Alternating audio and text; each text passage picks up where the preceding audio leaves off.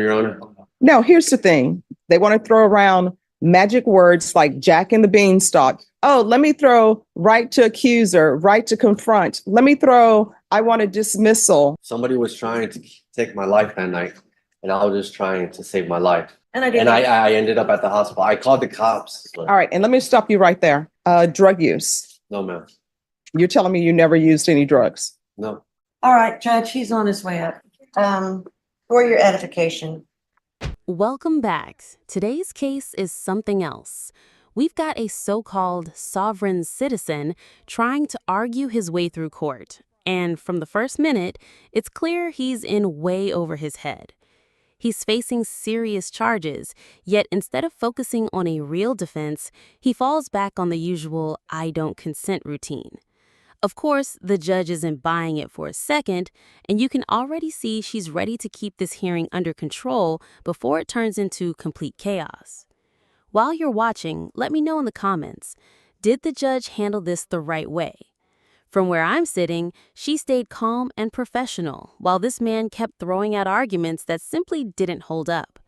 Let's dive in and see just how quickly this whole thing falls apart. Now, here's the thing. People who put... Oh, no, I remember. Okay, well, I'm just going to fill you in on what's going on there today. All right, what's happening today? So I asked the DA if he would be willing to consider the 10 deferred. He said, let me think about it.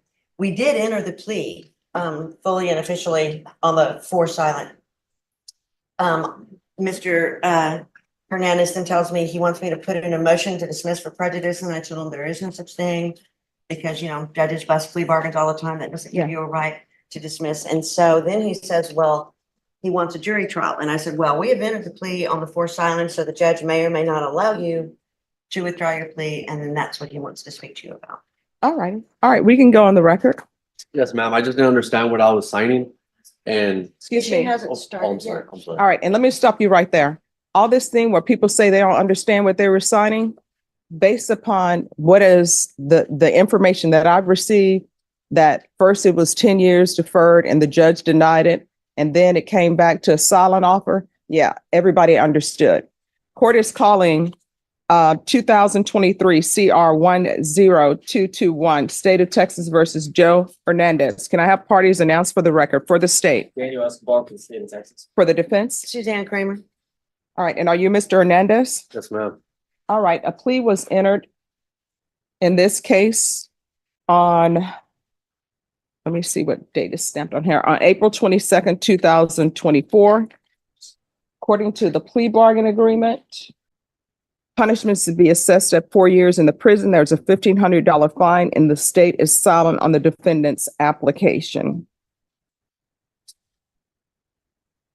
All right, with regards to the plea bargain agreement, the court, of course, does not have the PSI because we're coming back. Can someone tell me what his criminal history is? Judge, I don't have a file on that. Basically, I could be off on this, but my memory is some minor misdemeanors and no felony convictions. Mhm. So counsel, do you wish to have a PSI done, or do you wish the court to make its ruling? Honestly, Judge, based on his criminal history, and of course, you don't have the benefit of the interview with him, but Mr. Delgado and Escobar and I can fill you in on part of the, I think it was part of this plea bargain too, was evaluation for Mick. There are definitely some mental health issues going on. You can tell by reading the report, but you do not have the benefit of having that in front of you. But I do feel confident, of course, it's up to him to go forward today. All right. So I am reading the police report, and based upon the police report that I've read that are in the stipulation, there is documentation of bizarre behavior. And I don't know, based upon the police report, if that bizarre behavior was drug induced or if there's some sort of mental health issues. Which is why I think we had dual, right, with Mick, or was it just Mick? I'm making yes, that was. I mean, based on my time, and certainly I'm not an expert in any way, but I would tend to think it might have been both, but definitely some mental health issues. All right, Mr. Hernandez, you want to raise your right hand for me, please? Do you solemnly swear and affirm the testimony you give will be the truth and nothing but the truth, so help you God? Yes, ma'am. All right, you can lower your hand, state your name for the record. Joe Hernandez. All right, so Mr. Hernandez, have you ever been diagnosed with any type of mental health issues? No, ma'am. All right. Not even in your childhood? No, ma'am. Drug use? No, ma'am. You're telling me you never used any drugs? No. I'm an alcoholic, yes. I drink, but that's it. All right, so in the stipulation, they're saying that you were exhibiting bizarre behavior. Somebody was trying to take my life that night, and I was just trying to save my life. I was asking for help. These sovereign ideas usually fall into two camps: those who are clearly confused about how the law works, and those who think watching a few online videos gives them a legal degree. Today's defendant looks like a mix of both. He swears he's done nothing wrong, but his record tells a very different story. You don't end up with a list of serious charges by pure bad luck. Still, I'll let you decide. Do you think he's truly convinced of what he's saying, or just trying to dodge accountability? Now that we've seen it play out, let's step back for a second. One person managed to create this much courtroom chaos by relying on nothing but confidence in a failing plan. He had the chance.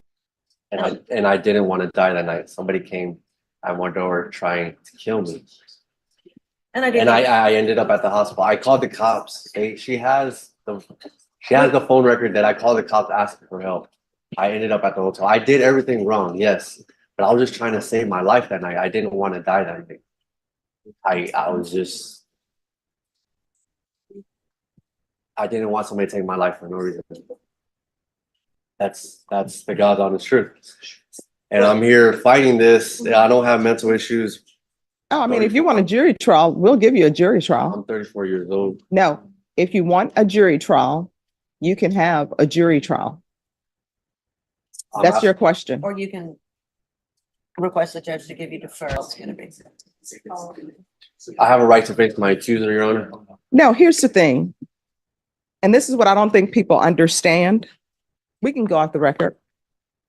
Everybody thinks that they can be an attorney without a license. They want to throw around magic words like Jack and the Beanstalk. Oh, let me throw right to accuser, right to confront. Let me throw, I want a dismissal. The question is, do you want a jury trial? Yes or no? And let me explain something to you. If you say you want a jury trial, this train is going to a jury trial. This train is not at the last minute. Oh, I see witnesses walking in the door, so therefore I'm deciding to enter a plea bargain agreement. If you want a jury trial, court will give you a jury trial. You will get a quick, fast jury trial. So you want to discuss that with your attorney? You can. You all want to discuss that? I'm good with the jury trial. Do you want to discuss that with your client? I think based on my conversation with him earlier this morning that he is, because of what happened the other day, it just took him off of pleading and he wants his jury trial. All right, we're coming back on June 3rd. Thank you, Judge. And you will have your jury trial, and your plea deadline date has expired. Thank you, Judge. You're welcome. May I approach, Your Honor? Just one moment. Off the record? Yes. I'm going to the new Plaza Club on Weston to find out. It's supposed to open up. I'm gonna find out what the lunches are about. I understand you love the chop top. Yes. I don't think they have it. I'm gonna find out and I'll report back Yes. Do away with their chops out. because the world changes, Judge. Yeah. Yeah, you know? Yeah. Okay, I'll probably text you. All let right. you know what's All right. going Thank you. on. Okay, thank you, Your Honor. Chance to take a deal and likely reduce his time behind bars. Instead, he rolled the dice, convinced he could outsmart a judge and jury with arguments pulled from the internet. The judge, to her credit, gave him multiple chances and explained his options clearly, but he still chose the hardest road possible. What really stands out is the commitment. He stuck with it, even when it was clear things weren't going his way. At that point, it wasn't about innocence anymore. It was pure stubbornness. The judge remained steady, but you could see her patience wearing thin. The real tension in the room wasn't about the charges. It was about watching his approach collapse in real time. And collapse it did.